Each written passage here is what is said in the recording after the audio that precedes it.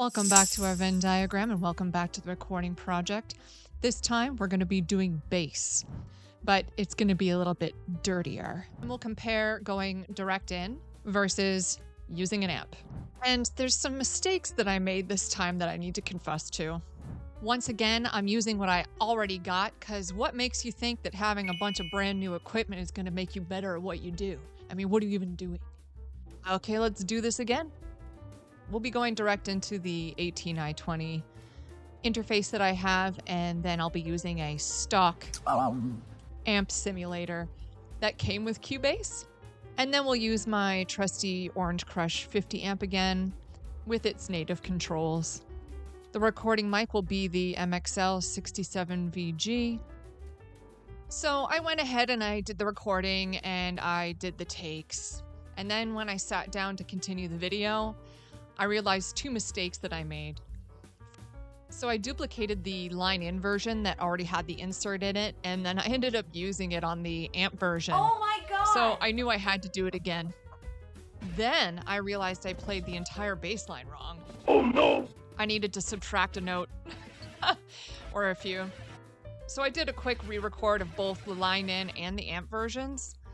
I know I usually say that this is practice and not perfection, but I really felt like I should change this. I mean, it's a relatively easy bass line that kind of goes a little wacky at the end, seemingly without any reason. But this is a rock and roll world, and I'm just living in it. I wasn't going to spend time for accuracy on that part, so I just let the spirit of rock and roll guide me there.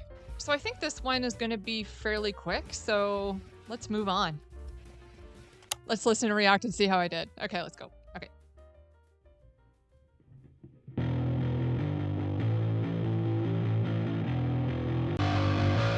Ooh! Big difference there. Okay, stop. Now I should just note again that these were both exported at the same DP. So we've got the amp version, which is really quite muddy. And then we've got the direct in version, which is a lot more harsh sounding. Let's listen just a little bit more.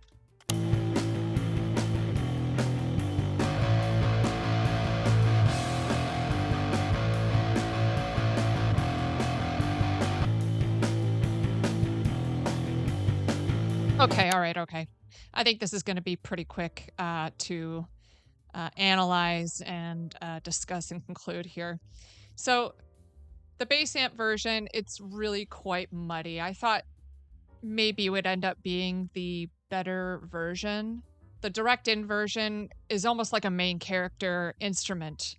I literally just slapped on like a preset with one of the amp plugins that I've got. I mean, if you just take a look at the waveforms itself, you can see the amp one is just one continuous thing, whereas you have the direct in version where there's all the peaks and valleys of the sound. So maybe with the amp version, I could have done better. I think the next time I do it, I would dial in the sound just a little bit more. But maybe it's what I need. I'm not really quite sure yet. First one's too harsh. The direct in version is definitely too harsh. But I can still shape it with the plugins and whatnot that I've got available to me. Maybe I can do a little bit of something with the bass amp version and EQ, and maybe it would still suit the song. I don't know, direct in version's got main character syndrome, like I said, and then the amp version is just, there's no definition there. What do you guys think? Tell me in the comments what you think about this.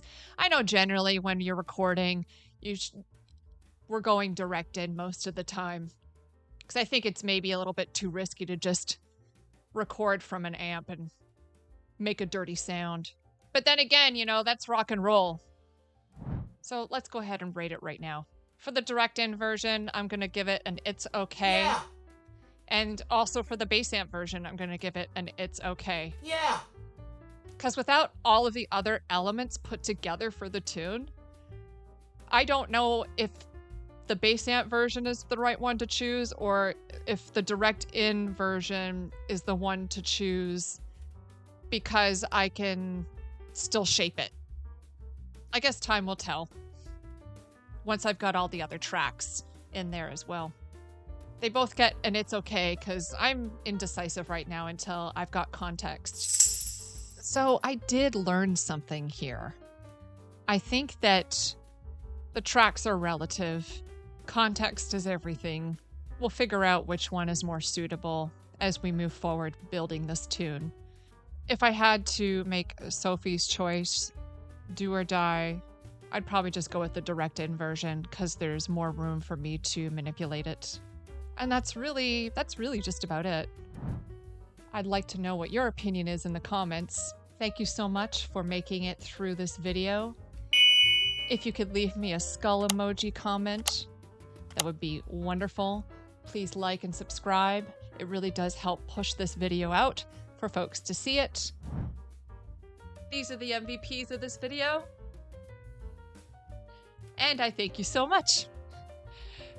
I'll see you in the next one where we do guitars. Okay, bye-bye.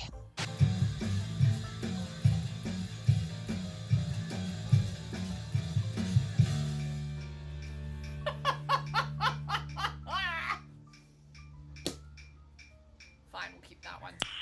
Nice.